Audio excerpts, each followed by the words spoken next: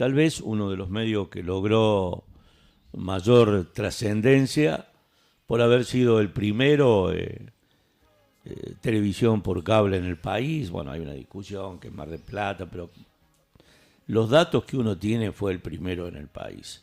Y por ahí pasaron infinidades de personas, locutores, conductores, bueno, gente que nos permitió a los villamarienses contar con un producto realmente excepcional. José Luis Dolfi, ¿cómo le va, amigo? Muy buenos días, gusto, gracias por venir a la radio y charlar un poco con esto de lo que fue el Canal 2 Barcín. Buen día, Miguel, buen día a tu audiencia, buen día a la demás gente.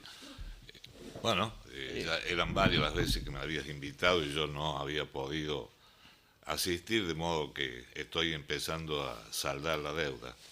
Bueno. Estos son, tal vez no como los micrófonos que tenías vos en Gozo. Estos son unidireccionales, tenés que hablarle bien al medio y, bueno, has pasado por tantos micrófonos en tu vida. Bueno, contanos un poco cómo es tu llegada a Barcín y cómo Barcín, bueno, el canal era Bartaletti Cinta, por eso el nombre. Sí, el canal se inicia con esa sociedad. Ellos tenían los talleres de armado de los equipos en la calle Entre Ríos, a media cuadra del Banco de Córdoba, y en la calle Corrientes, a metros de la San Martín, el local de venta de artículos para el hogar, de electrodomésticos. Comenzaron a hacer las primeras pruebas en la calle Corrientes, al frente del Cine Ópera aproximadamente. Ahí, por ahí, ¿no? Y de ahí se transmitía por cable hacia el local comercial, que estaba a una cuadra, con televisores expuestos en la vidriera, con las primeras señales de ajuste. Cuando comienzan a perfeccionarse, más o menos en septiembre del año 63, se lanza la primera emisión, o sea, la inauguración del canal, y comienza la transmisión desde la calle Corrientes, la primera sede de la estación televisora. Ahí, en la primera sede se hizo el ajuste de saber, No, ¿no? no. Ahí los primeros programas que más o menos trascendieron, y con justa razón, por cierto, fue el informativo que hacía Héctor Cavagliato, el noticioso central, y un programa que se llamaba Martes de Lujo, que lo conducía Marta Menar. Esos fueron los dos programas que empezaron ahí. Bella mujer, ¿no? Marta Menar, yo recuerdo. Exquisito perfil para la Perfil televisión. para la televisión, sí. Luego, al año aproximadamente, adquieren la nueva sede en calle General Paz y ya se trasladan definitivamente hasta que lo adquieren la gente de Telecom. El televisor, me acuerdo de entonces que vendían, entre otros era el Liáncalos. El Liáncaros era la marca de televisores que vendía Bart Hogar, que eran Bart de Bartalitis. Bueno, Cinta no figuraba ahí, pero era el socio. Y lo armaban ahí, en la calle Entre Ríos. ¿Era traído de Japón, algo de eso? Esto? Sí, sé que eran importados y los armaban. Los armaban acá, ahí. ¿Cómo ingresaste al canal Bueno, y en qué año? En el año 64. ¿No? Un año después de inaugurado. Un año después de inaugurado. Por intercede una profesora que me conocía porque había sido maestra de una de mis hermanas, tenía conocimiento, y su esposo, en ese momento eran novios, tenía una agencia de publicidad y producía algunos programas, de modo que me hizo contactar con él y me permitió, gracias al oficio de gestionar con los directivos del canal, ingresé sin ningún tipo de experiencia, aclaro. Yo no había oficiado nunca frente a un micrófono, o sea que me inicié en Canal 2. Ese fue mi bautismo, digamos. Y el tuyo, digamos, tu rol era comercial. Yo entré En como una, una cabinita.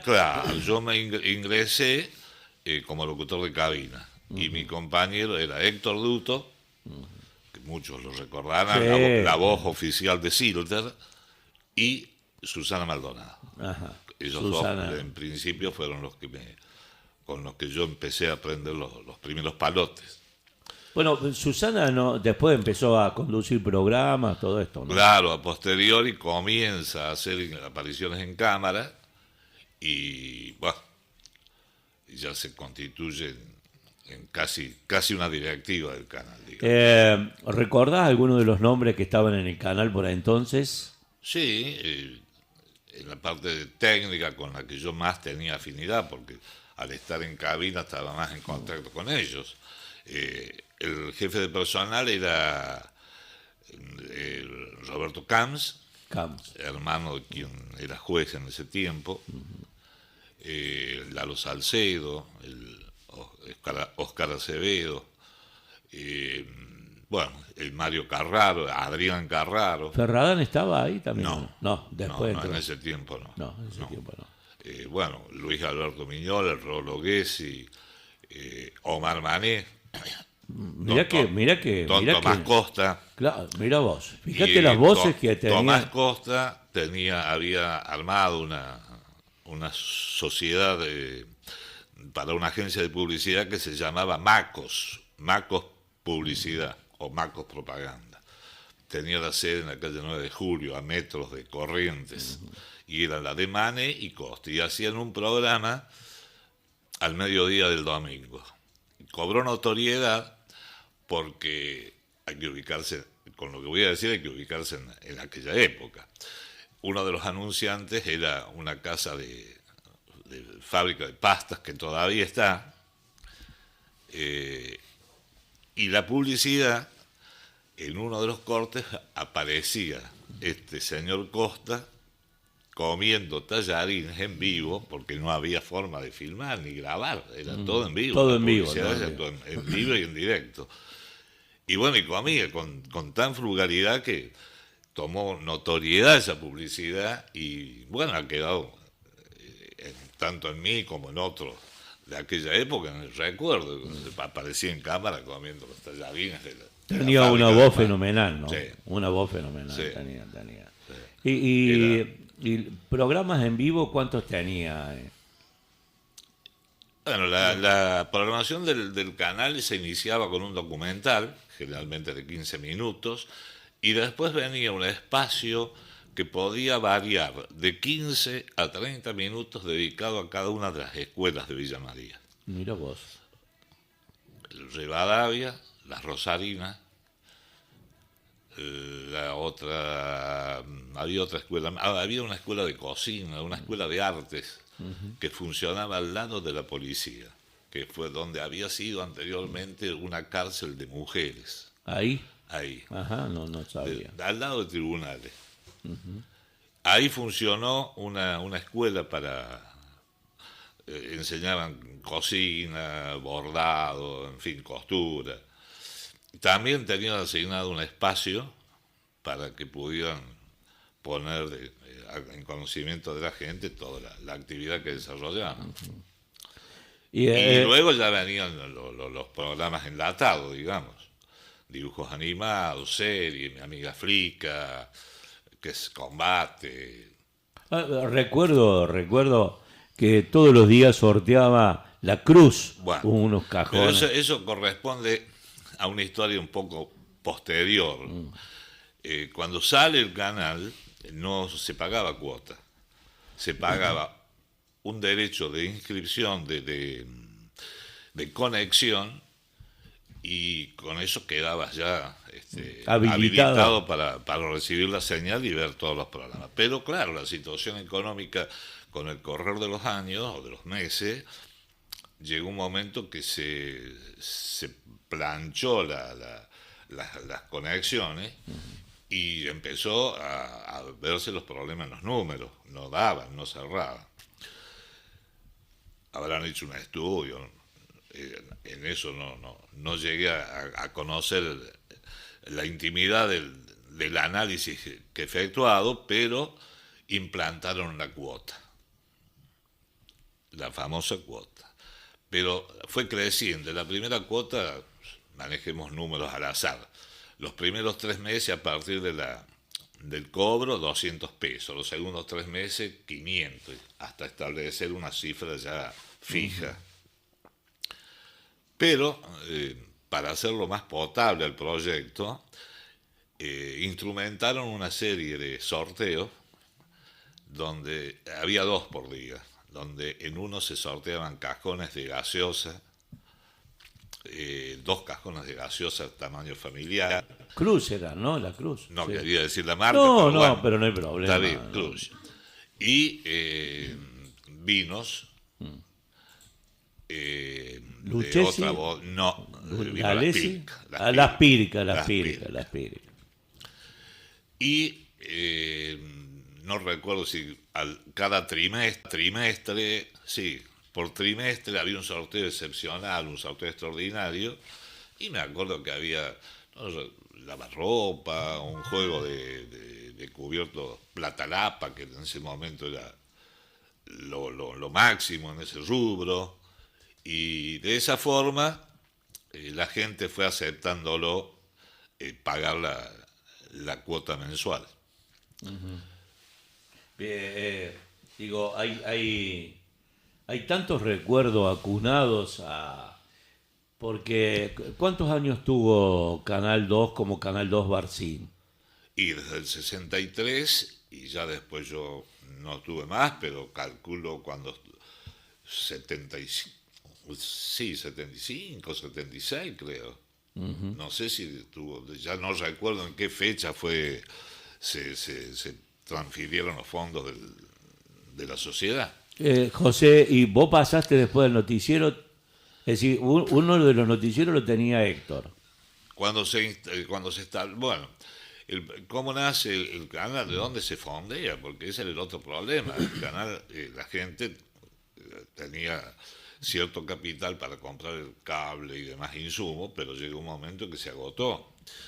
Y como te digo, se acható el número de solicitantes. Entonces, se combinó con una serie de comercios, algunos no quisieron, pero la mayoría aceptó, anticipar la compra de tantas conexiones. Algunos 10, otros 15, otros 20, y ese anticipo ellos lo recuperaban al momento de vender el televisor. Iba incorporado al precio el costo de la conexión, o sea que en ese acto ellos recuperaban lo que antes habían anticipado, y el canal se comprometía a no hacer conexiones a televisores que no habían sido adquiridos en alguno de esos comercios. Mira vos. Y de esa forma pudieron ampliar la base de abonados, hasta que después vino la segunda época de problema y tuvieron que acudir a la cuota.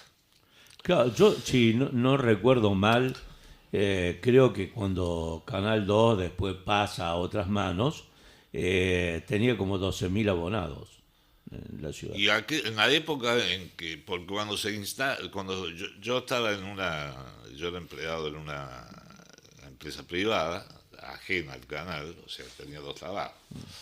Cuando el canal decide cobrar la cuota, necesitó ampliar su administración, y me invitaron a incorporarme. Entonces pasé a trabajar directamente el canal. Y había más o menos, yo no quiero mentir, pero recuerdo que algo entre 3.500 y 4.000 y pico abonados. No, creo que no llegaba en ese momento a los 5.000. Después, con el tiempo, se fueron sumando. Y sí, es posible que en la medida en que la ciudad también amplió la cantidad de habitantes, se haya ampliado la cantidad de conexiones. Habrá que decir que fueron unos visionarios, ¿no? Lo que hicieron esto. No estaba la radio, no había radio en Villa María. La radio no había radio. En En el 72, cuando se hace la licitación para la primera radio AM en Villa María, el canal se presenta, los directivos del canal se presentan.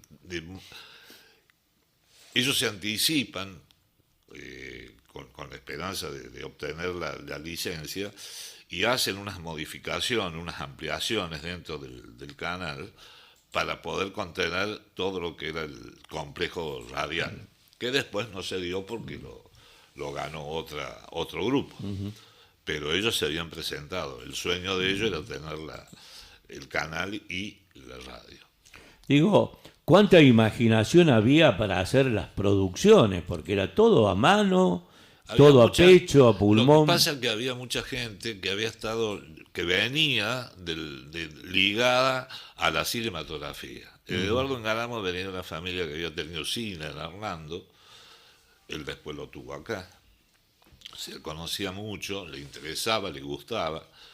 Y el jefe de personal, Roberto Camps, también conocía y tenía mucha habilidad para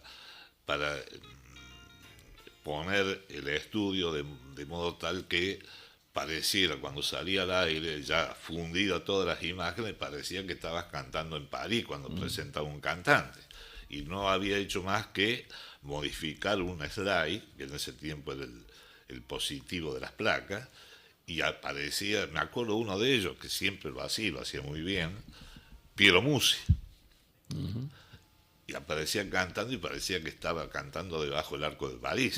Y en realidad era un slide. Bueno, ese fue el precursor. Medía bien el piso del canal, lo cuantificaba perfectamente para que... Claro, hoy le contás a los chicos que en ese tiempo se transmitía el Babi en directo, que estaba Cavagliato, era. Era Cacho Bernaus Cacho, sí. y Cavagliato y yo. Ajá. Fue una cosa, el Babi en directo. En la escuela Trinitario, en el patio de los Trinitarios. Sí, me acuerdo, sí, efectivamente. La justa del saber que competían, yo no sé hoy si no habría que hacer lo mismo, la verdad. No era la justa del saber, él tenía otro nombre, bueno, ya me voy a acordar. Lo hacía Luis Alberto Miñola, pero participaron en la conformación de toda la base de preguntas un grupo de docentes de la escuela Rivadavia, del colegio Rivadavia. Y fue premios importantes. Y duró casi toda casi toda un año, o gran parte del año escolar. Sí, fue una... Y no se hizo más nunca nada. No, por eso digo, hay tantas cosas que deberían repetirse. Y no sé por qué en aquella época pudo hacerse, careciendo de todos los medios, y hoy no. Me parece que estamos más cómodos en el sentido de decir, bueno, bajamos de Buenos Aires esto... sí, es como que hay cierto temor a innovaciones, ¿no? Y no veo grandes cosas nuevas. Otra de las cosas que tampoco se solían hacer, la búsqueda del tesoro. También. Y era una manera de hacer conocer lugares, sitios, nombres de calles que permanecían en el anonimato. Y que merced a esa pequeña aventura de lanzarse a la calle, hacía que vos descubrieras cómo se llamaba tal o cual calle o sitio, en fin. Mira, la última en que se hizo fue en el anfiteatro con los centros vecinales. Y precisamente el nombre de una calle que tiene 3 nombres distintos fue la que definió la final. Ajá. El Boulevard Sarmiento, que tiene 3 nombres distintos. En una cuadra hay 2 nombres distintos o 3, no sé cómo. Y eso fue la pregunta que definió. La pregunta que estaba Cavagliato en eso. Cavagliato conocía bastante. En una época ya, años 60 y yo estuve 2 años ausente del canal, 68 y 69 prácticamente no estuve. Yo me tuve que ir al sur. Y en el 69, a finales del 69, arman un equipo de exteriores. No podían salir en directo. Y me lo asignan a mí, al sarcófago ese, porque era un aparato, un monstruo. Y no sé por qué no se podía salir a transmitir en directo. La ley de radiodifusión lo prohibía porque el canal tenía que transmitir por cable. Esa era la licencia que tenía y para la cual estaba autorizado. De modo tal que si había un hecho, había cualquiera que quería filmarse, había que filmarlo, grabarlo. Ya había aparecido el videotape.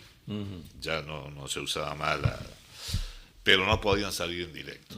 Pero el equipo estaba perfectamente dotado para hacerlo, nada más que no estaba autorizado. José, sé que te tenés que ir, la seguimos el domingo que viene. Correcto. Te sí. agradezco enormemente, por te favor. agradecemos enormemente la disposición que has tenido para repasar un poco de la historia de la comunicación en Villa María.